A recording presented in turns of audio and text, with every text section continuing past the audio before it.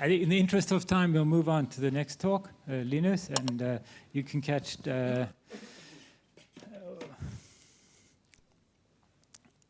this break. Okay, so yeah, it's this one, eh? Yes. There you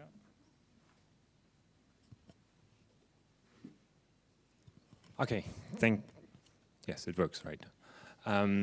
Well, it's great to be back here at ESRF, and I think this contribution really fits well to NoBugs as it involves both two facilities and two user groups and their interaction with each other.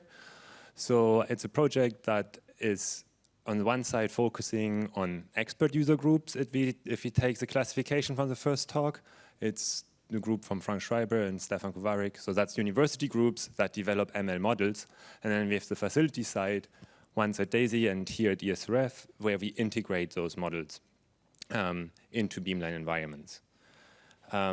Since it's reflectometry, I'll just briefly introduce it with one slide. So you measure sort of surface samples, for example, thin films on a substrate. The data looks like the stuff you see on the right. And the shape of these curves basically tells you the structure of the film you are studying.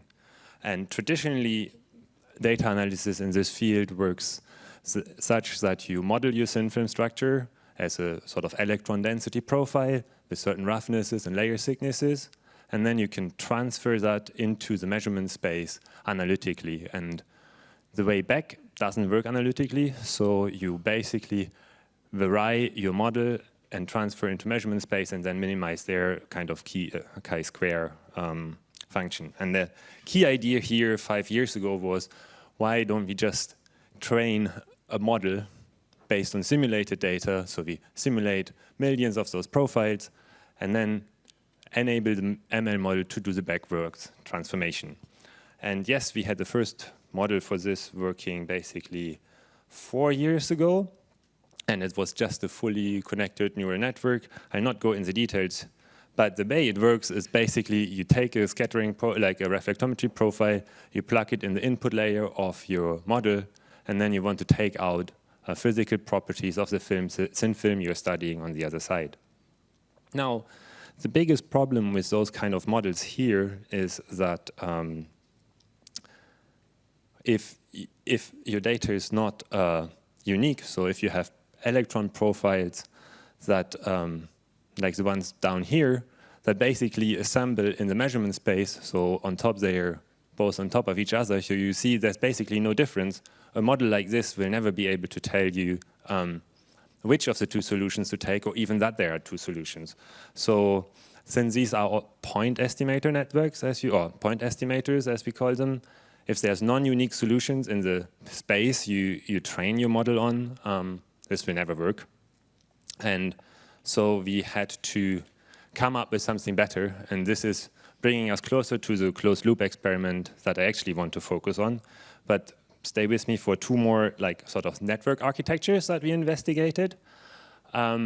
Here, the key idea was that instead of training on the full simulation space, we train on subspaces of the parameter space that we want our model to work in the end. And those subspace, these parameter ranges, we plug into the second part of the model layer of the ML model that now has an embedding network in front, which in turn, when we then measure, when we work at measurement at the beamline, we can basically, there it is. We can basically plug in the measured data together with what the experimentalists used to do when they did fitting on their own. So in the traditional way, they would know what the sample looks like. So you can hint this model on runtime by giving it the parameter ranges, which was something we really need for example, for closed loop operation where you need stable network architectures. So this is sort of enabling us to look at physics-informed parameterization. So we go away from just 2 or 3 open parameters to more than a dozen, and then are able to study multi-layer structures, like here with molecular thin films. This is all great, but next generation model that I would say or that we work on is basically to transform this all to probabilistic models. So while for the last approach we needed the experimentalist to tell certain parameter ranges, wouldn't it be much better to have a model that can tell you the whole variety of solutions that there are, and then this will actually bring additional value to data analysis as it's done traditionally. So the model should tell you the different branches of possible solutions that there are for a certain measurement. And we achieve this by moving away from the neural networks that I showed before, and now use normalizing flows. So this is basically Bayesian inference. And just to show how powerful this is, it's again something that allows the way we implemented it, it's again allowing us to also guide the model and provide ranges on inference time. So now we can basically see in the parameter space where the solutions cluster, and then narrow down the parameter ranges where we allow the solutions to be. We can select, for example, or the experimentalist can basically see the branch of solutions that is the one that he or she was expecting, and then also get statistical error bars around it, which is something the point estimator networks were missing. So this is a guy who helped us a lot with this probabilistic approach. So if you have any questions about that, reach out to Vladimir. And now let's come to the center of the talk, the closed loop integration. So we talked about machine learning models. I'll take here the first one I introduced with the parameter ranges, because that is a very robust thing for us to guide an autonomous experiment. So we want to actually include these user group developed models into facility infrastructure. We did this here at ESRF, and therefore the control system that we have to look into is Bliss, and the underlying layer Tango, or the orchestration is Bliss, and the control system Tango underneath. And now the autonomous experiment that we want to do in the context of reflectivity, to have something simple, was basically we are looking into an in situ growth study. We want to grow a thin film, and our autonomous experiment should be done such that at the beginning we tell the experiment, please grow a film of a certain thickness, and then the autonomous process would basically take care of the in situ growth process, and then in the most simple way of looking at it, close the shutter once the measurement is done, or once the thin film thickness is reached. And all of this, of course, is done using online data analysis as the data is produced on the fly. And I come a bit to that architecture behind it. Here is what this cycle basically looked like. Again, we have user-supplied experimental setup, something that's not at the beamline. So it's nothing that the beamline itself can prepare for. The measurements are orchestrated in Bliss.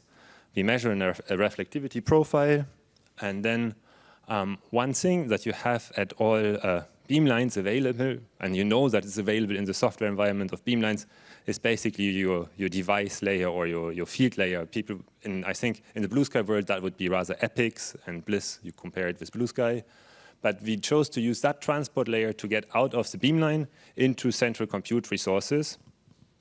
So we only took the reduced data out of the beamline into central compute resources. In this case, it was provided via Visa. I'll comment on that later. And then do the inference there and bring the fit results or the predictions back into the beamline to eventually act on the sample environment, such as speeding up or slowing down the growth or closing the shutter at the end of the growth process. Now, we take one curve after the other and just measure until the thickness that we told the system to reach is reached. And you can basically see the fits work out really well and really nicely. If you're in the ML world, you might know these kind of plots. Basically, on the x-axis, it's the target where we wanted to go, and y-axis is what we reached. So the red line, the diagonal, would be the ideal. And we told this we basically run this autonomous experiment 15 times with different thicknesses, and I think this shows that we did it rather well, and that it was a rather stable process. Let's look at how this was implemented at the Beamline. And our paradigm here was, we were coming as visiting users to the ID10 Beamline here at ESRF, and we did not want to interfere with the Beamline software environment. Yet we had the need to prepare somewhere a space where we could run our models before, and this is where Visa became very handy. So this is a way, I think we will hear about that later on or in this conference. It's just a way for users to get computational resources. In this case, or at the ESRF, they are offered to users ahead of the experiment, so the user group could install their PyTorch libraries and all their models in this space. And as I said, communication with the user code only happened via Tango, or if you were somewhere else, it would be Epics.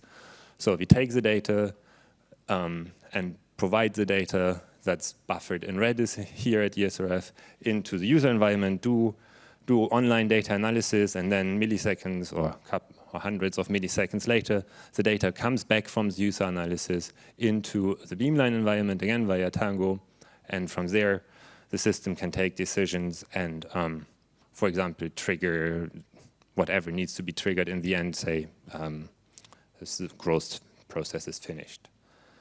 By this separation, or by reducing the contact to the outside world in the field layer, it was possible for us to not have to interfere with anything special or not requesting to install anything special in the Beamline environment. And so this is a way how actually users can have ML models on the Beamline without having to do anything on the Beamline. Now, being at DAISY, we of course look in the bright future of Petra 4. And for us, the question there in the moment is, what sort of infrastructure should the facility provide to enable user groups to use those kind of models in a more systematic way, so that you don't need to be expert in Beamline integration, but just how can users just bring their models to do online data analysis? And how transferable can this be between facilities? Ideally, this model should work anywhere, right? So as I said, we are looking towards Petra 4. Right now, we are still undecided where to go with controls. And Rock IT was mentioned earlier. We take that sort of as an accelerator for us to get into closed loop operation also in the DAISY context. And we try to promote it also inside of Leaps in terms of the fully automated Beamline. Yes, I guess with this, I'd like to come to an end and summarize. I think I showed a couple of ML models for reflectometry. They are all on GitHub, so if you're interested in that particular use case, feel free to use them. Also, the Bayesian stuff is online now.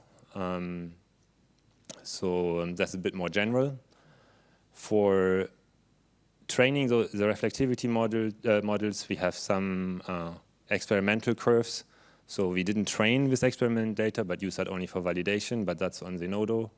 And I guess with that, I want to conclude, and thank you.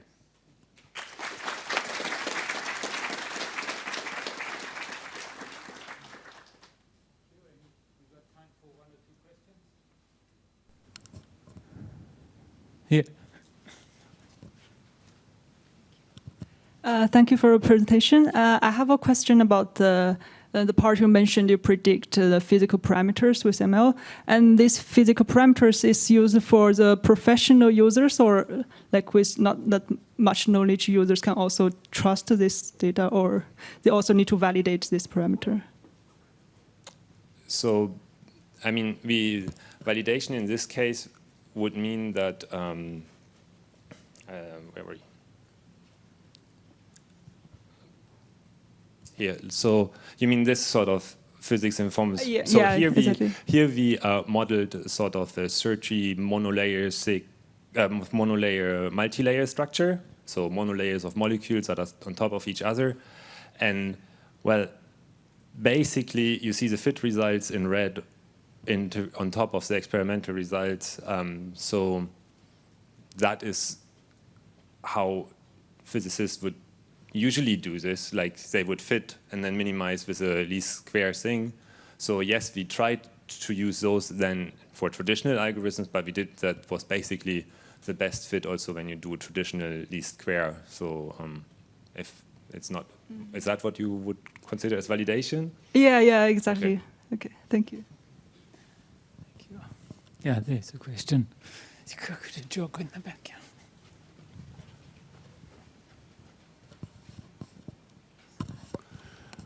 There's one question from outside. I just read it. Do you know if there are tomography or other experiment open large databases, or we currently lacking this in the community? Well, these databases are, I guess, currently under development. For tomography, I'm not so sure, but I know that for example, in the context of Daphne for NFDI, there are many of those databases arising. So let it be for XSAFs, or also this reflectometry use case is now pushed on the ortho level, which is another user organization, to have it really as an interactive database. Andy, maybe you know about Tomo databases. Tomography ones? Yes. They are, but I don't. I mean, we also have some, but I don't know if it fits with this use case. But I was wondering, the data you put in Zenodo, would you now put that in the new reflectometry database that's at DAISY? Exactly, that's the idea. So to basically not have it specific in single document, like in single contributions on Zenodo, but have it rather in a curated fashion in a Daphne database from where other users can also add data, so that it's intended to grow, in fact. And right now it doesn't have much Newton data in there, so there's also a call for Newton data. So in principle, this technique spans across Newtons and X-rays, but right now these models are really tailored to X-rays, and would be nice to have a bit more Newton in the training.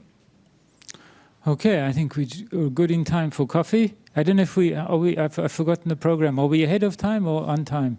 On time. On time. Okay, then. Thanks again, Linus. And